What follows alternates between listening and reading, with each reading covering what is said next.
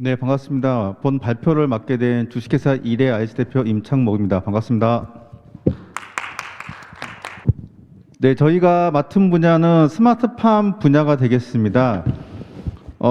제가 초참에 발표에 요청받았을 때는 좀 재밌게 해달라고 했던 부분이었었는데, 과연 이제 이 스마트팜과 인공지능 그리고 데이터를 관해서 어떻게 하면 좀 효율적으로 여러분들에게 좀 쉽게 다가갈 수 있을까라는 고민을 좀 하게 되었습니다.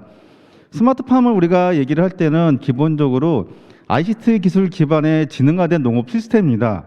하지만 이제 스마트팜이 ICT 기술과 기업 중심으로 산업이 발전되고 진행하다 보니까 이런 이 농업이라는 것을 배제한 채 굉장히 공장 자동화 형태의 방식으로 스마트팜 산업이 발전하게 되었습니다. 하지만 농업에서 우리 대상은 식물입니다.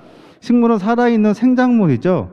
이런 생작물을 우리가 볼 때 어떤 관점으로 접근하에다가 스마트팜을 바라보는 굉장히 중요한 관점인 것 같습니다. 저희는 이런 어떤 살아있는 생작물을 보는 식물에 대한 어떤 이해와 관찰을 가지고 본 사업을 좀 진행하게 되었습니다. 앞에 있는 그림은 스마트팜을 치시면 대표적으로 나와 있는 구성도가 되겠습니다. 다양한 센서와 데이터와 서버와 제어, 이걸 통해 가지고 지능화된 시스템을 구축을 하고 있습니다. 하지만 이런 부분에서 가장 중요한 부분들은 데이터가 되겠습니다.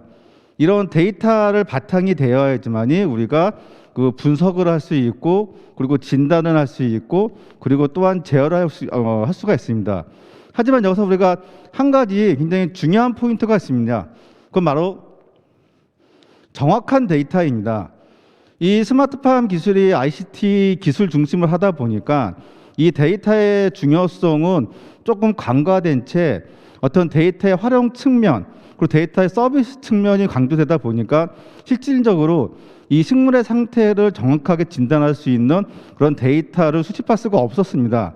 이렇기 때문에 이 농업에서는 가장 중요한 거는 정확한 데이터를 기반으로 해야지만이 우리 식물과 같이 대화를 하면서 식물을 같이 관리할 수 있는 그런 기반이 될 수 있습니다. 또한 식물은 보시는 바와 같이 크게 줄기와 뿌리 분야로 나눠져 있습니다.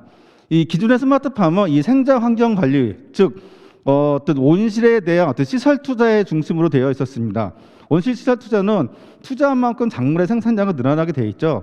하지만 아래에 있는 뿌리 쪽에 관련된 부분들에 대한 어떤 데이터가 기반되지 않다 보니까 작물 생산량에 한계가 되었습니다. 그러면 이 식물의 뿌리 부분들을 왜 못했을까요? 실제로 식물의 뿌리에 대한 상태를 측정할 수 있는 센서나 데이터나 어떤 측정 방식이 없었기 때문에 내가 이 식물에 대한 뿌리 부분에 대한 산업이 이루어지지 않고 있었습니다. 그래서 저희는 집중했던 부분들은 이 줄기보다는 식물에 대한 지하부, 근권부, 뿌리에 관련된 부분이라고 얘기하고 있고, 좀 전문 분야로 이제 식물 근권 분야라고 내가 칭할 수 있을 것 같습니다.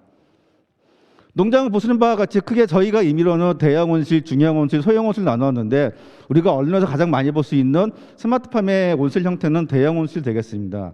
또한 이제 중형 온실과 소형 온실 구성이 되어 있는 구성이고, 각 온실의 구성 맞게 이 근권부의 데이터를 측정하는 방식이 틀리기 때문에 정확한 데이터를 위해서는 각 온실의 형태에 맞는 측정 장치의 개발이 필요합니다.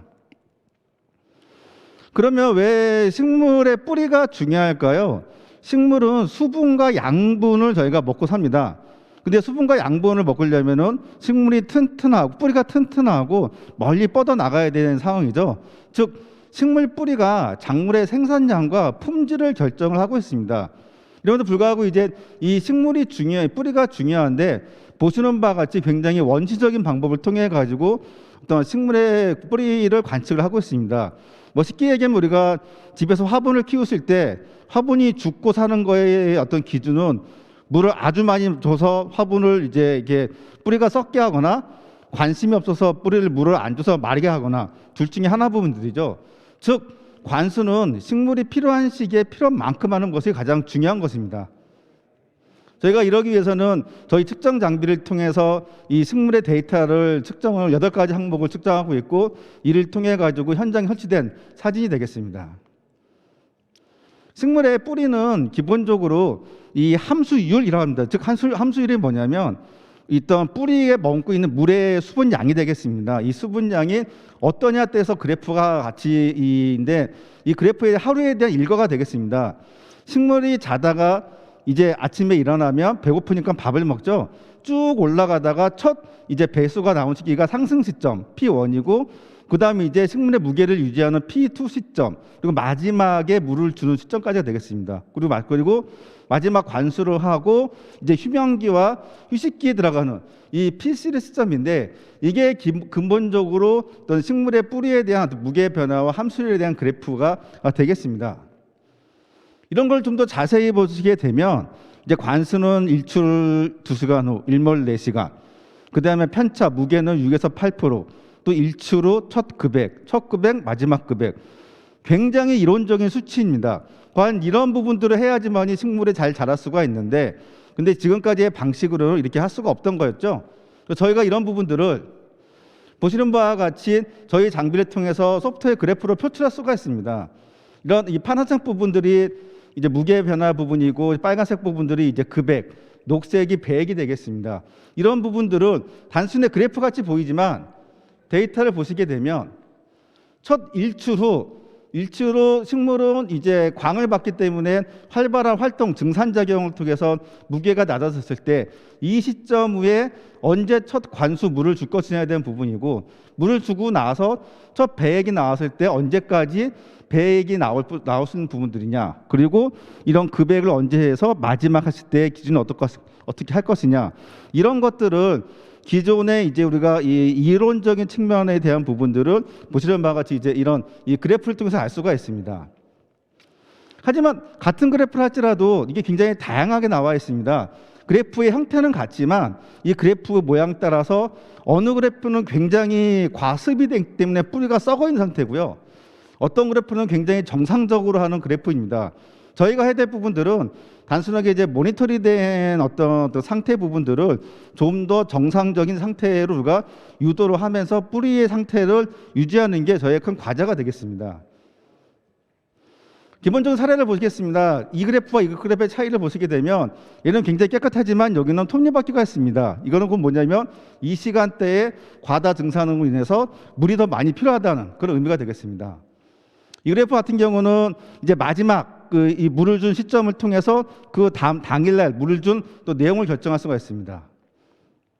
이렇게 보면 빨간 거는 급액이고 저희가 이 녹색은 배액이라고 했을 때 배액이 과다하게 나왔습니다. 즉 이 얘기는 과다하게 비료와 물이 투여됐다는 얘기죠. 이걸 통해 가지고 비료의 어떤 그 투여량을 30% 이상 절감할 수 있었습니다. 또 이 그래프는 이 최대값과 최저값의 어떤 기준을 정해서 이 범위 내에서 함수를 조정하는 것입니다. 또한 이 그래프는 이제 이 그래프가 정상적이지 않고 굉장히 많이 깨져 있습니다. 이때의 작물 상태는 굉장히 질병나기 전 단계의 부분이고요. 이걸 통해 가지고 어떻게 하면 정상적으로 작물을 시킬 것인가에 대한 어떤 방안을 통해서 이 과다 증상을 막을 수 있는 그런 대안을 제시하게 되었습니다. 또 이 상태 같은 경우는 밤 12시에 무게가 올라갔습니다. 이 얘기 뭐냐면 양액기의 관시기의 장비 오류로 인해서 밤에 식물에 간식을 준 어떤 그런 형태가 되긴데, 이런 부분들을 이제 저희 그래프를 통해 가지고 데이터를 통해서 저희가 찾아낼 수가 있었습니다. 이런 부분들을 통해 가지고 저희가 단순하게 모니터링을 한 부분들을 이제 본 데이터 바우처 사업을 통해서 AI 엔진을 통해서 얼마큼 좀 더 효율성으로 해서 이 실질적인 데이터의 활용 측면을 찾아내는 게 굉장히 큰 성과라고 할 수 있겠습니다.